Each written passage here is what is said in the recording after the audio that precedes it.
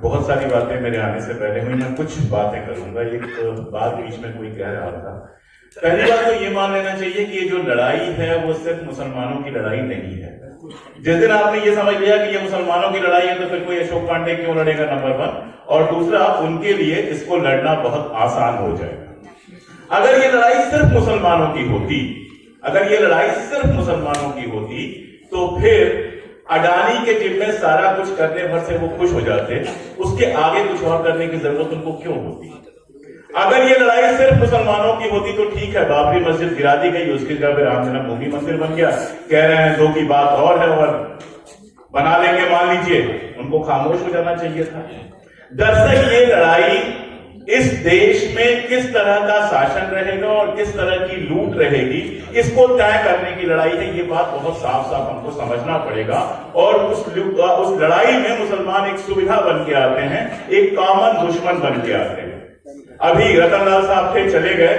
रतनलाल साहब जो बात कर रहे थे, जहां जाकर उन्होंने बात खत्म की थी, वो बेहद इंपॉर्टेंट बात थी कि किस तरह से दलितों और पिछड़ों के भी एक बड़े हिस्से को ये ऑपरेशन मनुस्मृति का हिस्सा बना लिया गया है, या मनुस्मृति प्रोजेक्ट का हिस्सा बना लिया गया। वो तरह क्या है? एक कॉमन दुश्मन दिखाइए कि मुसलमान इस मुल्क के दुश्मन है, मुसलमानों को दुश्मन दिखाते रहिए और उसके पीछे सारे लोग एक हो जाएंगे, सारे लोग एक होकर वोट देंगे। और जब ये सब तमाशा चल रहा होगा तो इस देश की तमाम संपत्ति, इस देश की तमाम सारी चीजें कैपिटलिस्ट के हाथ, सीधे कहिए अडानी अंबानी के हाथ धीरे धीरे ट्रांसफर हो जाएंगे और सारी संस्थाओं पर कब्जा करके अपने हिसाब से चीजों को रंग लिया जाएगा, अपने हिसाब से चीजों को बना लिया जाएगा। अब 2-3 सवाल और छोटे छोटे। सिविल सोसाइटी का मामला, मुझसे पहले आप कह रहे थे और मैं आपसे पूरी तरह से सहमत हूं कि इस देश में अगर कोई लड़ाई लड़ रहा है और खतरे उठा के लड़ रहा है तो वो सिविल सोसाइटी लड़ रही है। आखिर उमर खालिद जेल जाता है, अभी तक कोई बड़ा मुस्लिम नेता तो जेल नहीं गया जो संसद के अंदर बैठा हुआ है, उमर खालिद जेल जाता है। नेता के लिए तो कितना आसान है कि चवन्नी नहीं हूं, पलटूंगा नहीं, और हाँ जी मैं चवन्नी हूं, लीजिए पलट गया। कितना आसान काम है ये। आप जिनके भरोसे उम्मीदें पालते हैं, आप जिनकी सभाओं में जाके बैठते हैं, तालियां बजाते हैं, आप जिनके लिए सोशल मीडिया पे दिन रात लड़ते हैं, वो कब चवन्नी अठन्नी बन के पलट जाते हैं आपको पता ही नहीं चलता। और आप न शर्मिंदा हो पाते हैं न दुखी, क्योंकि आपको अभी और लड़ाइयां लड़नी है, उनके हिस्से की गालियां भी आपको ही खानी है। और ये केवल सोशल मीडिया का मामला नहीं है, ये समाज का मामला है। हमारे जैसे हजारों लाखों लोग पूरे देश में लड़ रहे हैं और बिना किसी सहायता के लड़ रहे हैं। आप लड़िए, आपके ऊपर तुरंत लग जाएगा कि कांग्रेस से पैसा आ रहा होगा, फला से पैसा आ रहा होगा, ढिमका से पैसा आ रहा होगा, कहां से पैसा आता है लोग जानते हैं। और इन लड़ाइयों में क्या क्या कीमत चुकाई जाती है वो लोग जानते हैं। मैं अगर यहां कहूं कि मुझे सरकारी नौकरी छोड़नी पड़ी तो बहुत छोटी सी बात होगी, क्योंकि लोगों ने पता नहीं क्या क्या छोड़ा है।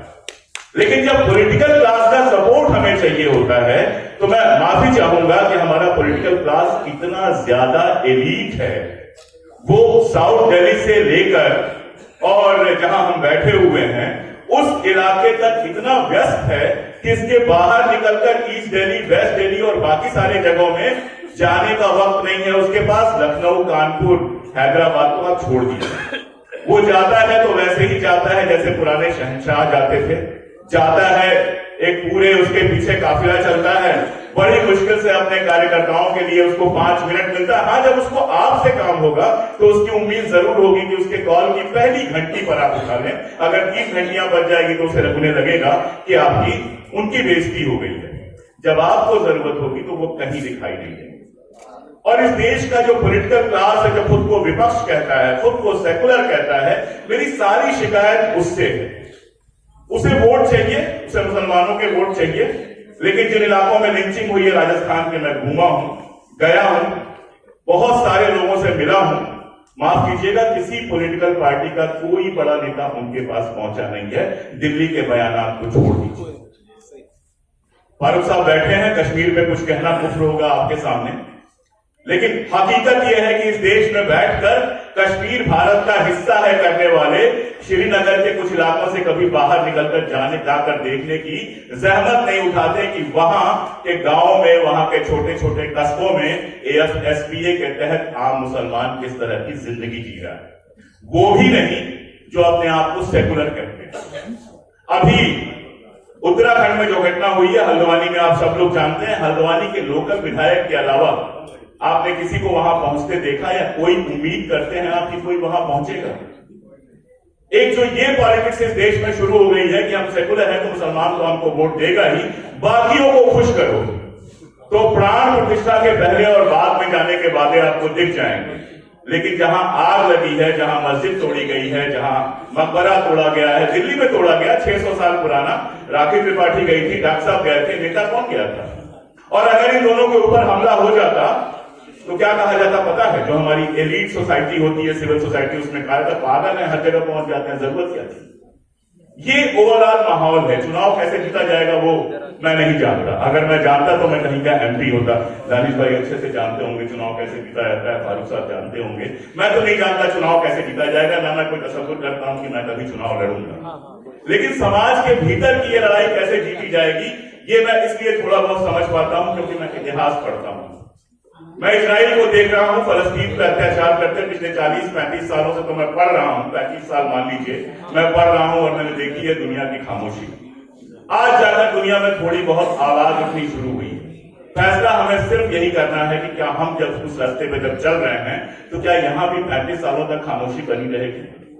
क्या 30-35 साल हम इंतजार करेंगे कि सब कुछ जब तबाह बर्बाद हो जाए उसके बाद हम बोलना शुरू करें, या खतरे उठा के बोलेंगे? और यकीन जानिए इस देश की सिविल सोसाइटी ने तो ये तय किया है, और मैं सबकी तरफ से बोल रहा हूं, भले मैं सबको ना जानता हूं और ज्यादातर लोग मुझे ना जानते हूं, मैं सबकी तरफ से देख रहा हूं और बोल रहा हूं कि इस देश के ढेर सारे प्रोफेसर्स, राइटर्स, सिविल सोसाइटी में जिस जिस तरह के लोग होते हैं, उन्होंने तो अपने कंधे पर यह बोझ लिया है कि जब तक ताकत होगी बोलेंगे।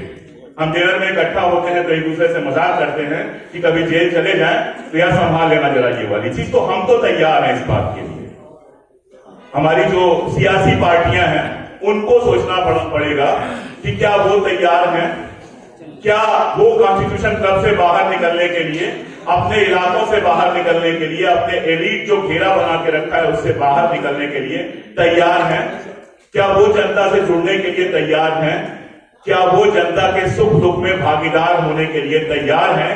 या फिर सिर्फ इतना ही है कि जो लोकसभा नहीं जीत सकते हैं वो सोशल मीडिया और टीवी पर चमकते रहें ताकि राज्यसभा मिल जाए और एक इम्यूनिटी मिल जाए? हालांकि अब राज्यसभा और मुख्यमंत्री होना भी इम्यूनिटी नहीं देता है, तो शायद उनको ये सोचना पड़ेगा कि ये वाली इम्यूनिटी भी शायद अब पुराने जमाने की बात हो गई। मैंने बहुत तल्ख बातें कही, मैं बहुत माफी चाहूंगा उसके लिए, लेकिन हकीकत यह है कि मीठी मीठी बातों का वक्त खत्म हो गया है। 3 महीने बाद चुनाव है, मैं क्या कर सकता मैं नहीं जानता, मैं जो कर पाऊंगा करूंगा, जो पॉलिटिकल लोग हैं वो करेंगे, लेकिन चुनाव कोई जीते ये लड़ाई कम से कम अगले 30 सालों की है। और इस 30 सालों की लड़ाई के लिए अगर हम तैयार नहीं हो पाए, अगर अपनी कुर्बानियों के लिए हम तैयार नहीं हो पाए, तो कम से कम हमारी 3 नस्लें ऐसी होंगी जो इसका खामियाजा भुगतेंगी। तय हमें करना है। बहुत शुक्रिया।